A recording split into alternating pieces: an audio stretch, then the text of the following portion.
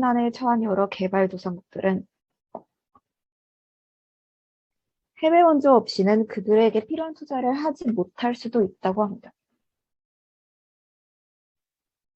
이렇게 빈곤의 덫과 지리학을 경제적 불경기의 근원으로 지목하면 아프리카와 다른 지역의 가난한 국가의 개발을 가로막는 주된 방해물이 부패와 불완전한 통치 방식이라는 흔한 인식에 도전하게 되는데, 박스는 정부의 부패가 개발을 가로막을 수 있다는 점에는 동의하나 거버넌스와 성장 사이의 연결고리가 종종 과장되었다고 주장합니다. 또한 해외 원조는 가난을 줄이는 데 도움은 될 수 있으나 그것을 효율적이고 투명하며 체인성 있는 시스템으로 제어할 때만 그렇게 된다고 합니다. 그 시스템은 가장 필요한 사람들에게 자원을 효율적으로 지원해주며 이 해외 원조 금액은 삭스는 1350억에서 1950억 달러의 해외 원조면 2015년까지 극심한 빈곤을 종식할 수 있다고 예견했습니다. 삭스의 주장에 따르면 이것은 부유한 국가들 국민 총생산의 0.54%에 불과하며 국제연합 새천년 프로젝트가 제안한 목표의 0.7% 미만입니다. 또한 한편 미스톨리는 2006년에 출간한 세계의 절반 구하기라는 저서에서 해외 원조에 대한 삭스의 낙관주의를 비판했습니다. 미스톨리는 해외 원조의 역사를 실패한 거대 계획의 연속이라고 강조했습니다.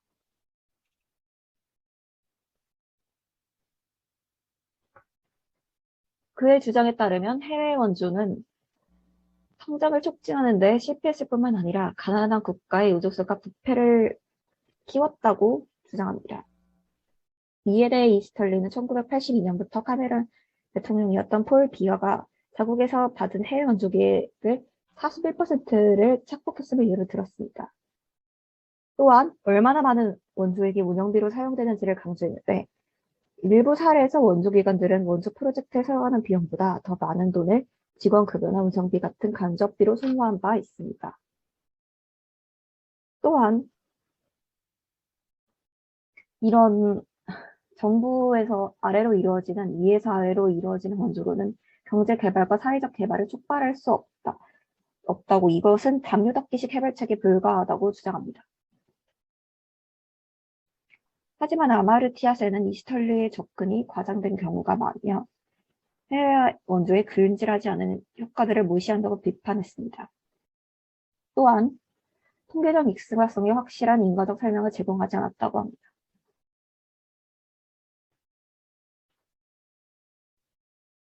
삭스와 이스털리의 논쟁은 원조에 대한 단순한 낙관론 대 비관론의 대결로 치부되는 경우가 많았습니다.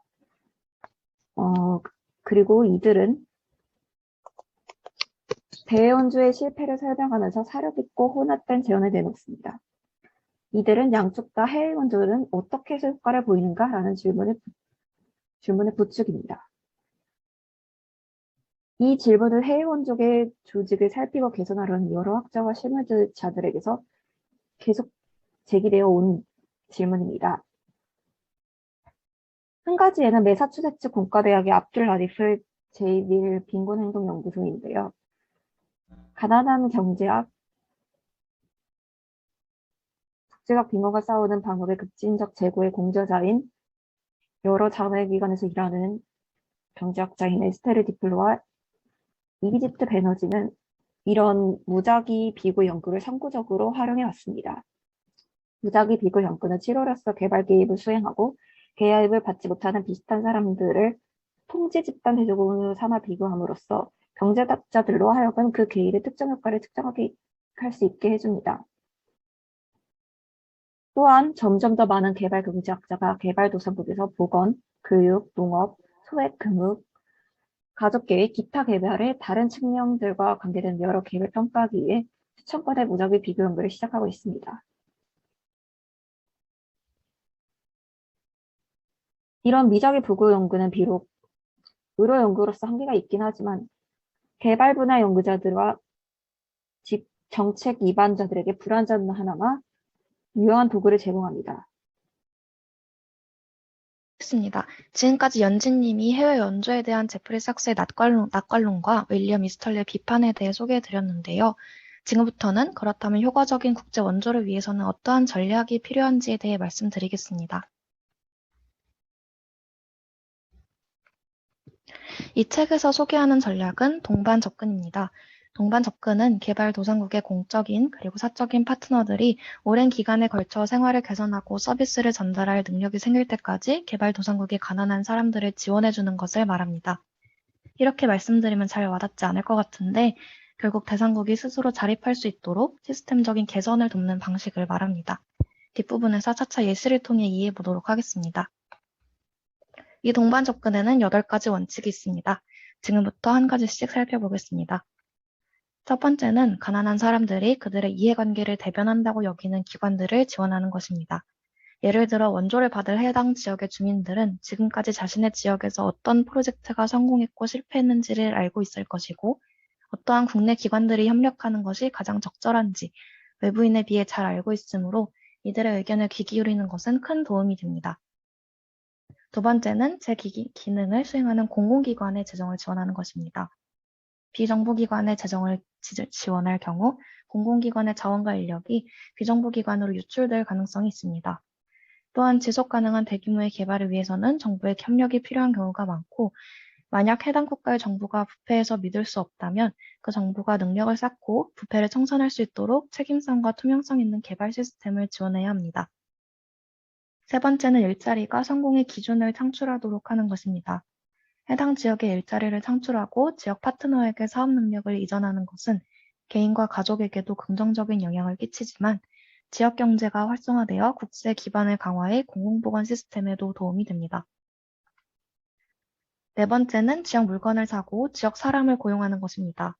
수혜국 외부에서 재화와 서비스, 인력을 조달하게 되면 지역 경제를 악화시킬 수 있습니다. 예를 들어 IT 지진이 일어난 1년 반 뒤에 IT의 기업이 자국 재건 계약을 체결한 사례는 2%에 불과했습니다. 다섯 번째는 강한 공무원 조직을 구축하기 위해 정부와 합동 투자를 하는 것입니다.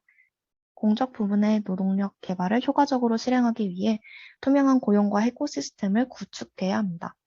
예를 들어 캄보디아 정부로 파견된 국제자문단에 들어간 비용은 캄보디아 전체 공무원의 급여에 맞먹었습니다. 따라서 자문단 파견보다는 기존 공무원들의 역량을 강화하고 현대화하는 것이 동반 접근의 방식입니다.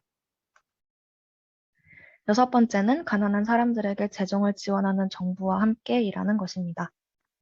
우리나라에서 코로나 지원금을 줬던 것과 비슷한데요.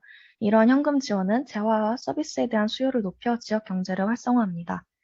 이스털리는 이러한 프로그램이 연구자들이 일을 하도록 돕는다고 말했는데 여기에서 말하는 연구자란 가난한 국가의 개인 중에서 빈곤을 줄이고 사회 문제를 해결하기 위해 사업이나 창의적인 해결책을 모색하는 개인을 말합니다.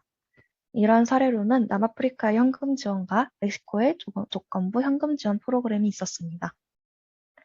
일곱 번째는 국제적 비국가 서비스 제공자들에 대한 규정을 마련하는 것입니다. 대부분의 해외 원조는 정부보다는 비정부 기구와 계약을 체결하는 경우가 많은데 이것보다는 정부 기구와 비정부 기구의 작업을 조화롭게 해야 효과적인 원조가 가능합니다. 너무 많은 수의 비정부 기구가 활동하게 되면 중복되는 활동이 있을 수 있고 각 기구의 책임감이 약화될 수 있습니다. 또한 자금이 부족한 공공기관에서 자금이 충분한 비정부 기구로 인재가 유출될 가능성이 있습니다. 마지막으로 최선의 성과를 제공하는 보건 관리에 대해 증거에 기초한 기준을 적용하는 것인데 쉽게 말하면 가난한 국가라고 할지라도 제공하는 보건 서비스가 풍족한 국가의 기준에서 용납 가능한 수준이어야 한다는 것입니다. 가난한 환경이니까 이 정도 서비스만 제공하면 되겠지라는 생각을 지향하는 것입니다. 이러한 동반 접근의 사례로 IT의 포르토프린스 공공병원 육성 사례가 있습니다. 이 병원은 원래도 업무량이 많은 병원이었는데 2010년 지진이 일어나면서 환자량이 더 증가했습니다. 그럼에도 직원들의 급여는 사립병원이나 비정부기구 팀보다 낮아 인재 유출이 우려되는 상황이었습니다.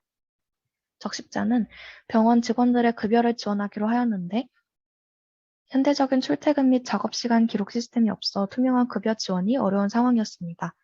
이에 적십자는 컴퓨터 시스템을 설치하고 업그레이드를 지원한 사례가 되겠습니다.